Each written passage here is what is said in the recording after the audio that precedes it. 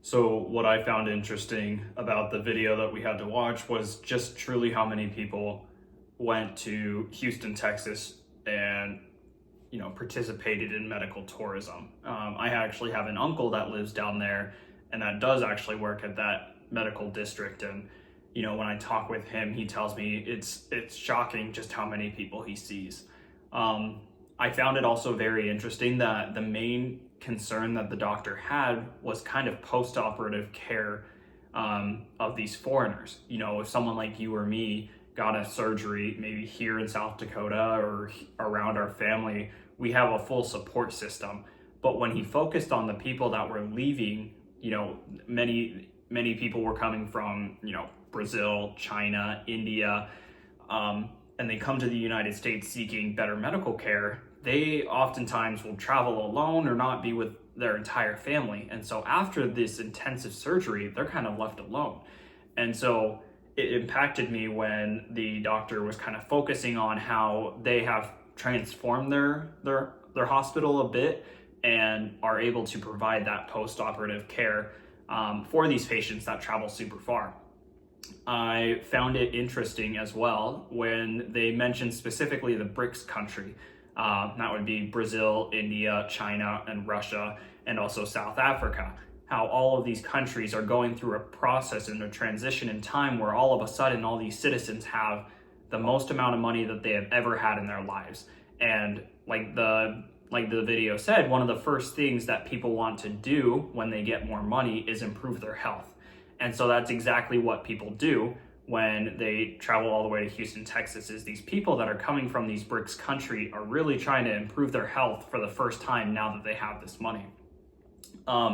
So a piece of medical tourism that I decided to do my research on was many people talk about getting hair transplants in Turkey. This has been a common thing and a very popular procedure that I've seen done throughout years. So I decided to do some research into it. And according to a CBS article that I read, over 1.3 million people have traveled to Turkey in a single year and has generated a revenue income of about $3 billion for the country of Turkey. And upon research, a lot of people say that they go to Turkey because they can get just as high quality of care, but for a fraction of the cost. They interviewed a man that was in the airport that had just had the surgery. He's American, and they asked him why he did it. And he stated because it's a fraction of the cost. He said that he paid somewhere around $6,000, which that is actually on the very high end of these hair transplants that are offered in Turkey. But he said that if he would have gotten that same procedure in the United States, it would have costed upwards of $30,000.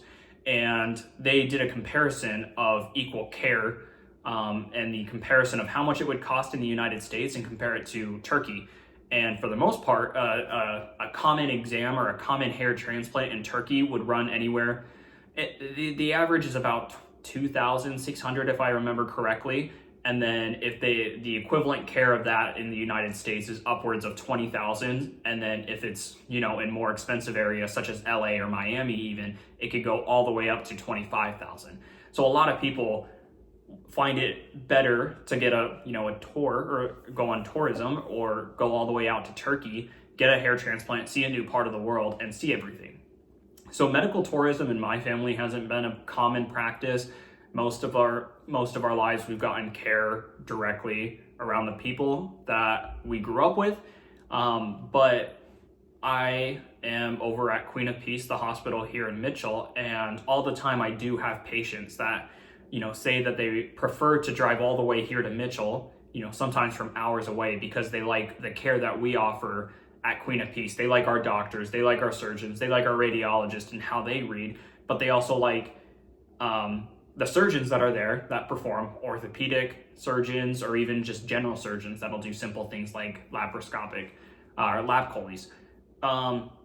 And with mortality rates, I didn't find many things that were credible about that hair transplant in Turkey. Most of the time they just said that this random person died. It was a one-off case. So it's pretty safe from everything that I've read.